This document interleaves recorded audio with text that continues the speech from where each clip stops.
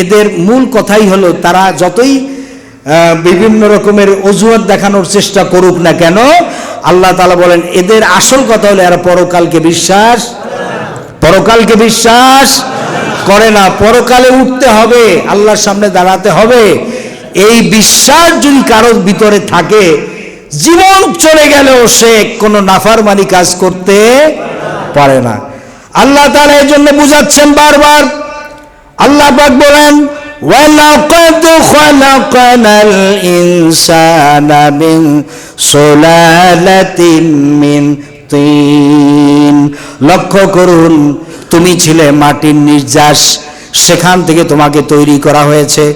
শুধুমাত্র মাটির নির্যাস থেকে তোমাকে কোনো মডেল ছাড়া, কোনো ধরনের আদর্শ ছাড়া, কোনো ধরনের নমুনা ছাড়া তোমাকে সৃষ্টি করা হলো।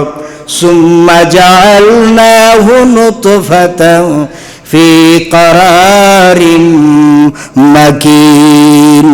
এরপরে মাতৃগর্ভের একটা সুরক্ষিত জায়গায় তোমাকে আমি আল্লাহ সংরক্ষণ করেছি। কোন সুবহানাল্লাহ। সুম্মা খালাকনান নুতফাতা আলাকাতান ফাখালাকনাল আলাকাতা মুদগা। নাপাক পানিকে জমাট রক্তে পরিণত করেছি, জমাট রক্তকে আমি আবার গোশত পিণ্ডে পরিণত করেছি। ফাকাসাউনাল ইযামা লাহমা। গোশত দিয়া, রগ দিয়া, চামড়া দিয়া, সুন্দর করে ছাউনি দিয়া মায়ের গর্ভের ভিতরে আমি রব্বুল আলামিন তোমাকে তৈরি করেছি। কোন সুবহানাল্লাহ। আল্লাহ পাক বলেন এরপরে, সুম্মা ইন্নাকুম বাদা যালিকা লামাইতুন। এরপর আমি রব্বুল আলামিন তোমাদেরকে মৃত্যু দিব, অবশ্যই তোমাকে মৃত্যুবরণ করতে হবে। সুম্মা ইন্নাকুম ইয়াউমাল কিয়ামাতি তুবাসুন। এরপরে কিয়ামত আসবে, ওই বিশেষ মুহূর্ত আসবে, সেই কিয়ামতে আল্লাহর দরবারে তোমাদের সকলকে উঠতে হবে, এতে কোনো সন্দেহ নাই। সুবহানাল্লাহ বলেন। এই কথাগুলো কার?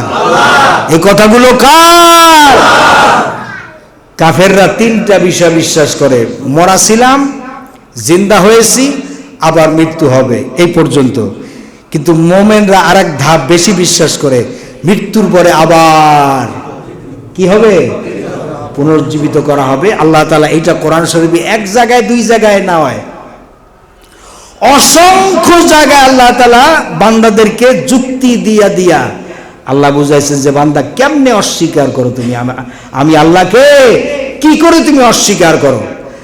আর যদি কোনো মানুষ, আল্লাহর কোনো বান্দা যদি আখিরাত বিশ্বাস করে যে পরকালে উঠতে হবে, জিন্দা হতে হবে, এই মানুষের জন্য আর কোনো মেডিসিন লাগবে না, আর কোনো ডোজ লাগবে না, আর কোনো প্রেসক্রিপশন লাগবে না। একটা প্রেসক্রিপশনই যথেষ্ট যে আমাকে আবার ওঠা লাগবে, আল্লাহর কাছে দাঁড়াতে হবে, বিচারের সম্মুখীন হতে হবে।